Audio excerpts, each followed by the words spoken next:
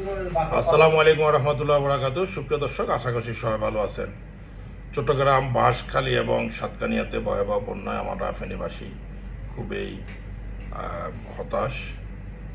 সুপ্রিয় দর্শক, চট্টগ্রামবাসীর অনেকেরই ধারণা, অনেকেই বলেছেন, আমাদের সোশ্যাল মিডিয়াতে অনেক কথা আসছে যে আমাদের ফেনীতে ভয়াবহ বন্যা চট্টগ্রামবাসী খুবই আমাদের পাশে ছিলেন। থাকারই কথা, যেহেতু আমাদের চট্টগ্রামের খুবই নিকটতম পার্শ্ববর্তী আমাদের ফেনী জেলা।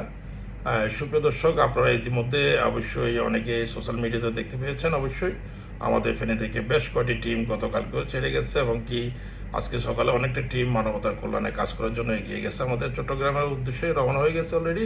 আর কিছু টিম আজকে বিকালে অথবা এবং আগামীকালকে সকালেই রওনা হবে। আমরা আশা করি আমরা দু একটা টিমের সাথে আমরা পার্টিসিপেটও করেছি। চট্টগ্রামবাসী আমরা প্রবাস থেকে আমরা যতটুকু সম্ভব দেখার সহযোগিতার চেষ্টা করে যাচ্ছি। আমরা ফেনীবাসী খুবই মানবিক।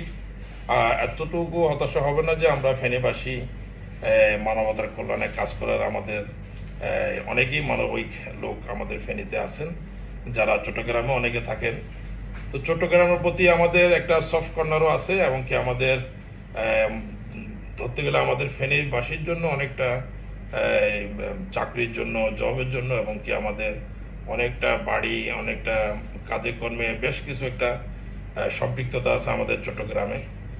এই চট্টগ্রামের বাসী যারা আছেন, যারা অনেক মানবিক জনবিত্তবান যারা আছেন, তাদেরকেও আমরা অনুরোধ করব যে আপনারা আপনাদের এই যে বন্যা দুর্গত এলাকাদের জন্য কিছু পানি, আমরা মিডিয়াতে অবশ্যই আপডেট পেয়েছি, কিছু পানি কমতে শুরু করেছে।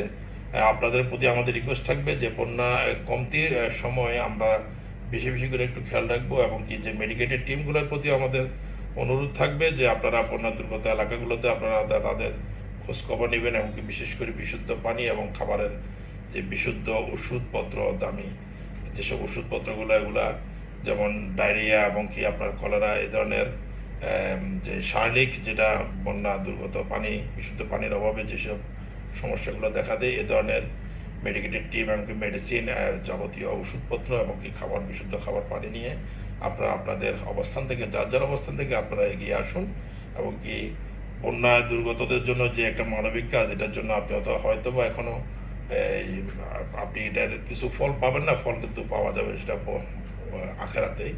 তো এই ধরনের মানবিক কাজগুলো সবাই করতে পারে না। মানবিক কাজ করার জন্য আপনারা একটু যার অবস্থান থেকে এগিয়ে আসলে মানবিক কাজ করা যাবে।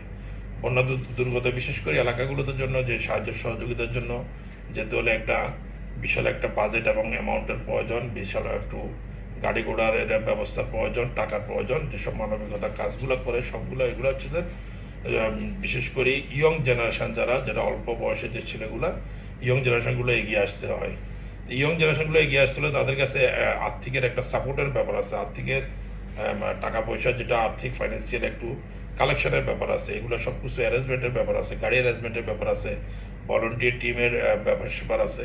এগুলো অ্যারেঞ্জ করে যাতে একটু সময় লাগে। তো আপনারা যারা ভুল বুঝবেন না, আমরা চট্টগ্রামবাসী বাঁশখালী বিশেষ করে এবং কি এই যেসব বন্যা দুর্গত এলাকা, এগুলো দুইটা এলাকা, এই দুইটা এলাকার জন্য আমাদের ফেনীবাসী আপনাদের পাশে আছে, ইনশাল্লাহ পাশে থাকবে। শুধু চট্টগ্রাম না, শুধু আমরা বাংলাদেশের যে কোনো প্রান্তে বন্যা দুর্গত যদি এলাকা হয়, ওই এলাকার জন্য আমাদের ফেনীবাসী মানবিকতার কল্যাণে কাজ করার জন্য এগিয়ে আসবে ইনশাআল্লাহ।